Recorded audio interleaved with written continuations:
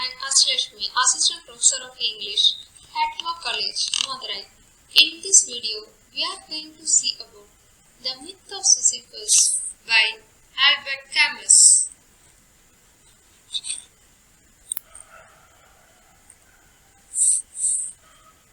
French philosopher, author, dramatist, journalist, and political activist. He was the recipient of the 1957 Nobel Prize in Literature at the age of 44, the second youngest recipient in history. Camus' reputation rests largely on the three novels published during his lifetime: The Stranger, The Plague, The Fall, and on his two major philosophical essays, The Myth of Sisyphus and The Rebel. Camus, after World War II, became the spokesman of his own generation and the mentor of the next, not only in France but also in Europe. Although he is often referred to as an existentialist, the school of philosophy that examines existence and man's search for possible meaning of life. Camus preferred the term absurdist, the belief that reality is irrational and meaningless. Camus focused most of his philosophy around existential question, the absurdity of life, and it inevitably ends in death, is highlighted in his works. His belief was that the absurd life, being void of meaning, or man's inability to know that meaning, if it were to exist, was something that man should embrace. Camus addressed one of the fundamental questions of existentialism, the problem of suicide. He wrote, "There is only one really serious philosophical question, and that is suicide." Camus viewed the question of suicide as arising naturally as a solution to the absurdity of life. Camus considered absurdity as a confrontation, an opposition, a conflict, or a divorce between two ideals. Specifically, he defines the human condition as absurd as the confrontation between man's desire for significance, meaning, and clarity on the one hand and the silent cold universe on the other. In The Myth of Sisyphus, Camus formally introduces and fully articulated his most famous idea, the concept of the absurd, and his equally famous image of life as a Sisyphean struggle. Suicide is the central subject of The Myth of Sisyphus. The essential philosophical question for Camus in The Myth of Sisyphus is, should I kill myself? Camus sees the question of suicide as a natural response to an underlying reality, namely that life is absurd. It is absurd to continually seek meaning in life when there is none, and it is absurd to hope for some form of continued existence after death, which results in our extinction. But Camus also thinks it absurd to try to know, understand, or explain the world, since he regards the attempt to gain rational knowledge as futile. The main concern of the book is to sketch ways of living our lives so as to make them worth living despite their being meaningless. The Myth of Sisyphus. Camus uses the Greek legend of Sisyphus as a metaphor for the human being's constant struggle against the absurdities of life. In Greek mythology, Sisyphus was the founder and king of Hydra.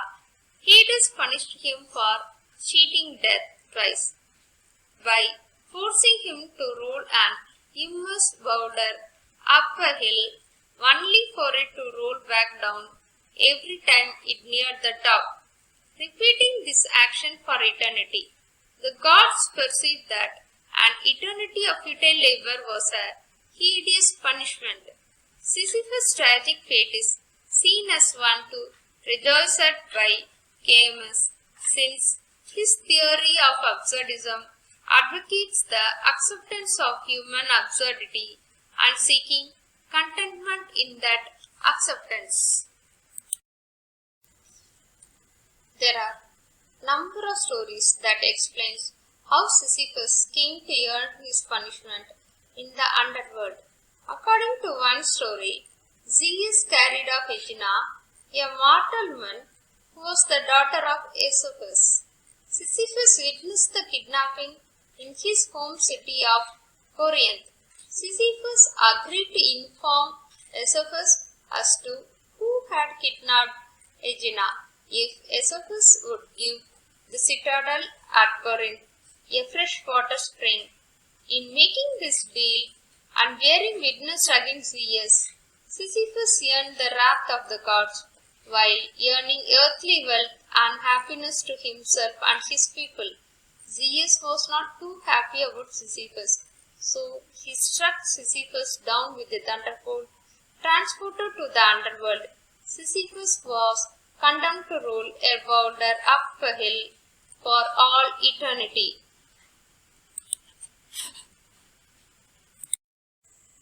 Another story tells how Sisyphus cheated death and Hades not once but twice.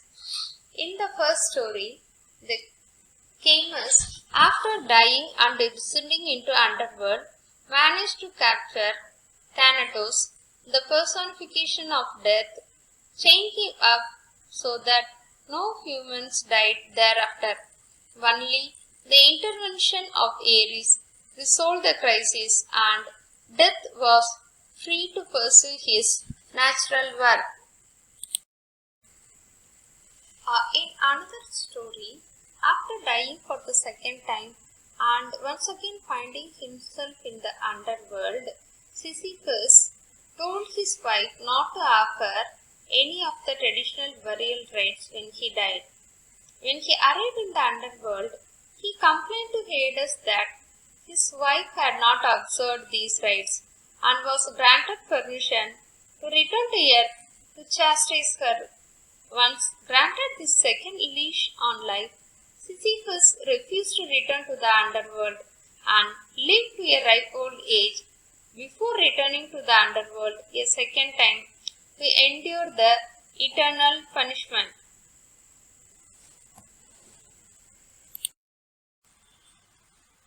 When Camus died, Zeus made sure he couldn't trick his way out of the underworld again by setting him the endless task, that is, rolling that massive rock forever up a hill, only to find when he reached the top of the hill that the rock rolled all the way back down to the bottom and he had to start all over again. For Camus, Sisyphus is the example for absurdism because he values life over death and wishes to enjoy his existence as much as possible, but instead he is condemned to carry on a repetitive and pointless task. Such is the life of modern man, condemned to perform the same futile daily rituals every day, working without fulfillment, with no point or purpose to much of what he does.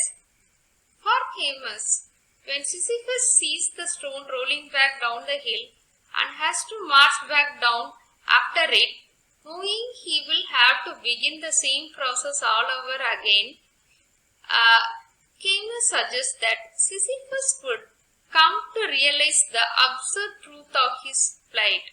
In a sense, he is free, not from having to perform the task, but from performing it unquestioningly or in the vain hope that it will end.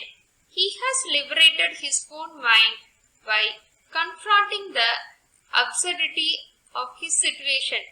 Sisyphus was condemned to an eternity of ceaseless toil, yet he continued to push the boulder up the hill in spite of it rolling it back down each time. This relentless determination, despite the futility of his effort, speaks to the human capacity to endure and persist in the face of seemingly insurmountable challenges. Sisyphus' eternal labor underscores the importance of embracing the present moment and finding joy in the process regardless of the outcome. Despite the repetitive and seemingly futile nature of his task, Sisyphus persisted in his effort, finding purpose and meaning in the act of pushing the boulder up the hill. This serves as a poignant reminder that finding fulfillment and contentment in life, the myth of Sisyphus, serves as a timeless allegory for the human experience.